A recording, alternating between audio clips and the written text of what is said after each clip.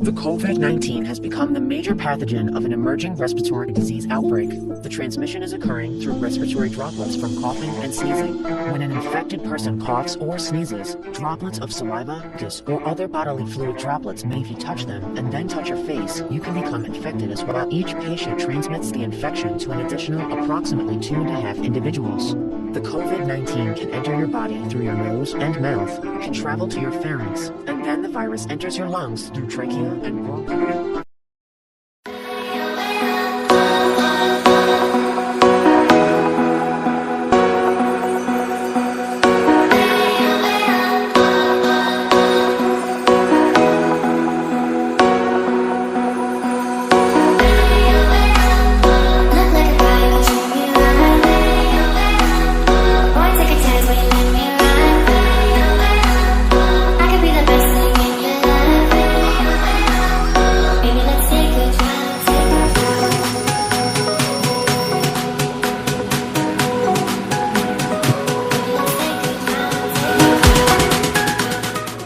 Na ba? Anak, gumising ka na, tanghali na. Anak, gumising ka na. Nakakapuyat mo yun kagabi, kagalaro mo yun ng ML. Gumising ka na, pasok ka pa ng paralan.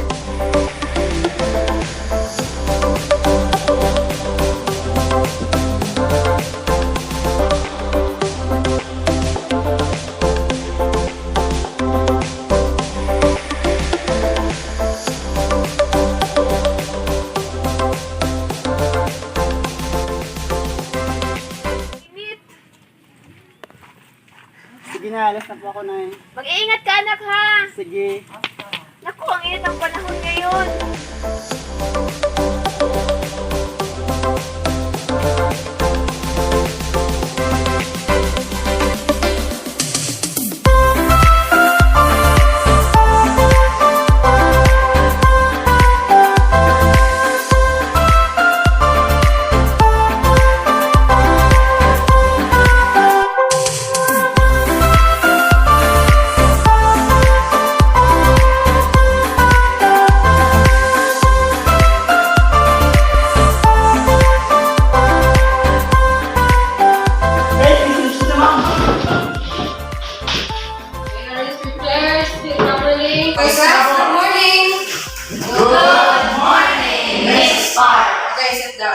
Thank you, ma'am. Take your class that I gave you last time.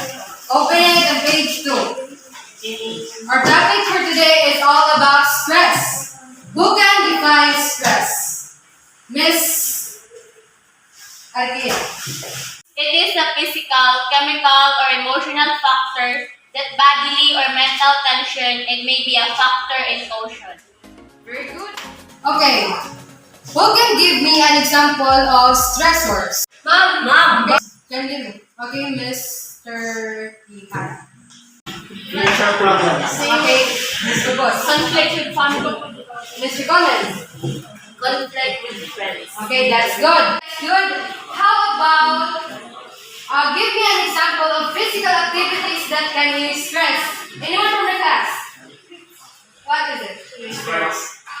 What? Sports. Sports. What kind of sport, Mr. Basanias? Basketball. You, Mr. Carl. Volleyball. Okay, that's a lot of good answers from you all. So, since we have a lot of time, who wants to play physical activities? Mom! Okay. Okay, since you want to play physical activities today, we are going to play basketball.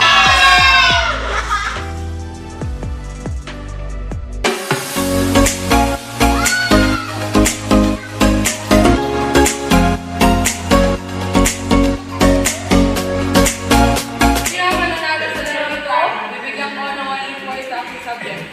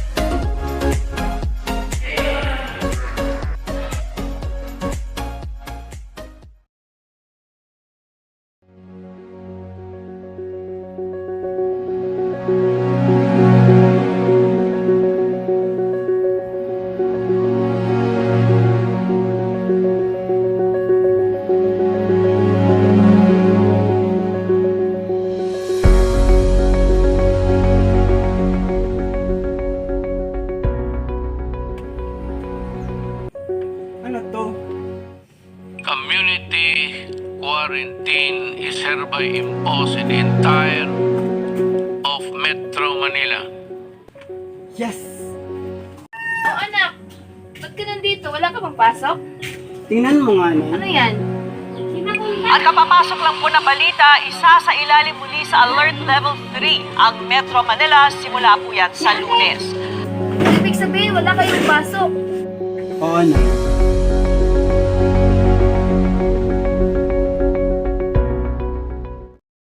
When I say no coffee, shorty said she coming with the breakfast, cause she saw a young nigga pull up in the road.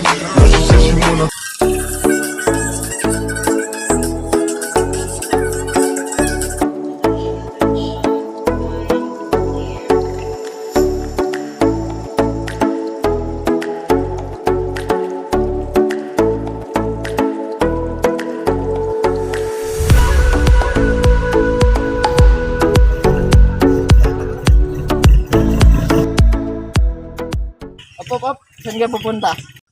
May bibilhin lang po sana kami. Mabuti pa't umuwi muna kayo at kumuha kayo ng mask.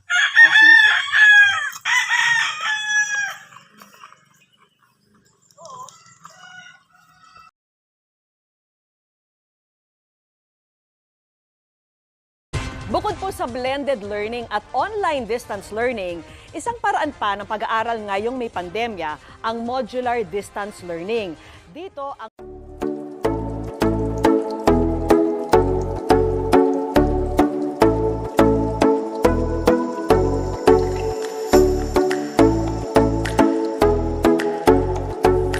Social distancing. Morning, ma'am. Morning. How was your vacation?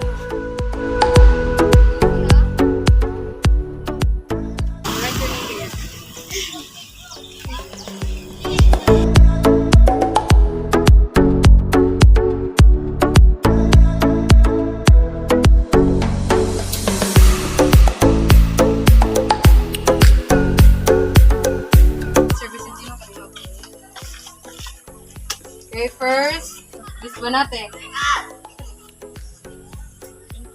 Mr. Basanyas.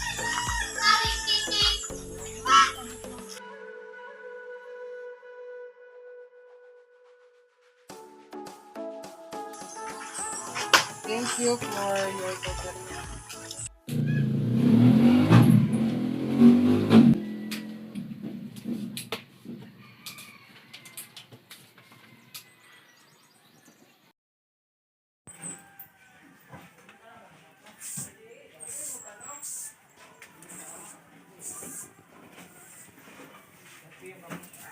Nay, alam mo ba to? Ano ba yan, anak? Ito. Naku, anak. Wala talaga akong alam-alam yan. Alam mo naman, walang pinag-aaralan yung nanay mo.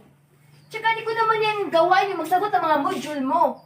Puro ko na lang kasi cellphone, TikTok ng TikTok, ayan, wala kang natutunan. Mabuti pa, tumayo ka dyan at maghugas ka ng pinggan. Grabe ka naman, Nay. Tapos mo lang. Habang speech. Ah, sumasagot-sagot ka pa, ha? Kalis na nga lang. Ah, matapang ka na ngayon, ha? Karon ka. Akala ko, madali lang mag-aral ng modular. Ang hirap din pala, lalo na't walang magpapaliwanag sa'yo. Sana, bumalik na lang yung dating simpleng kwentuhan, ngunit nakakabuo na ng malaking halakhakan. Yung tipong nagtatawanan, kahit seryoso ang pinag-uusapan. Kung bibigyan naman ako ng pagkakataon upang may balik ang lahat ng iyon, ay ginawa ko na. Miss ko na kasi lahat eh. Sana bumalik na lang yung dati.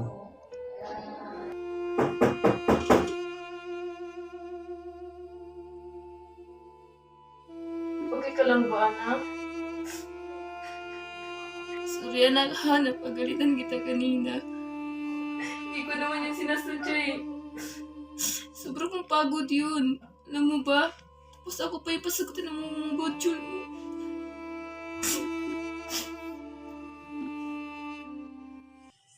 Tao po. Tao po. Pat? Ano yun? Ikaw pala, Ali. Narinig mo na ba yung balita? Anong balita? May pasok na daw bukas. Ganun ba? Oo. Yes!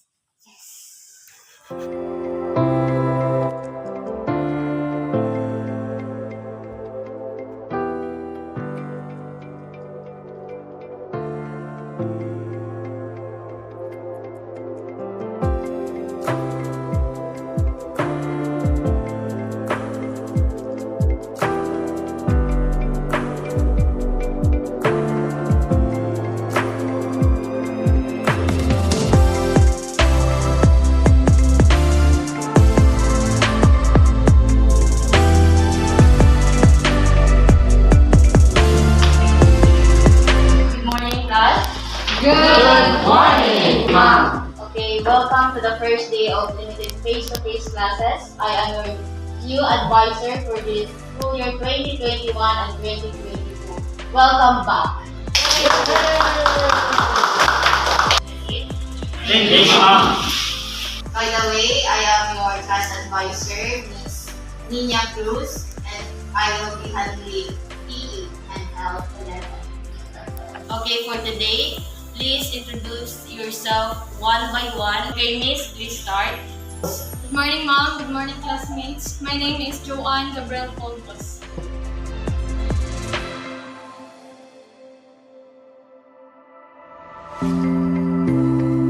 Class, that's all for today. Goodbye and mabuhay. Mabuhay!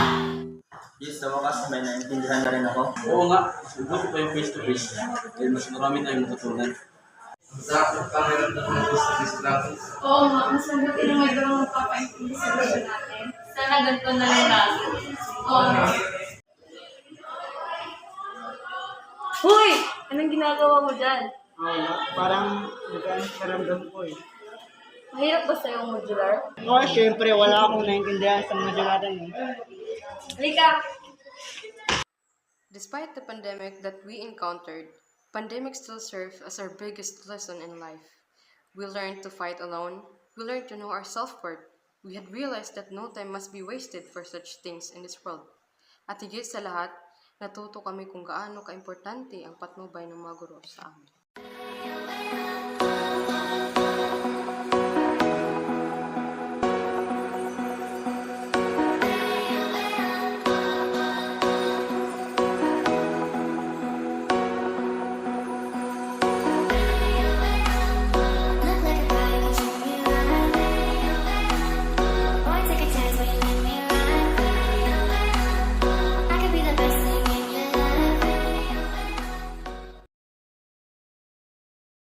Morning, ma'am. Morning! How was your vacation? I'm fine.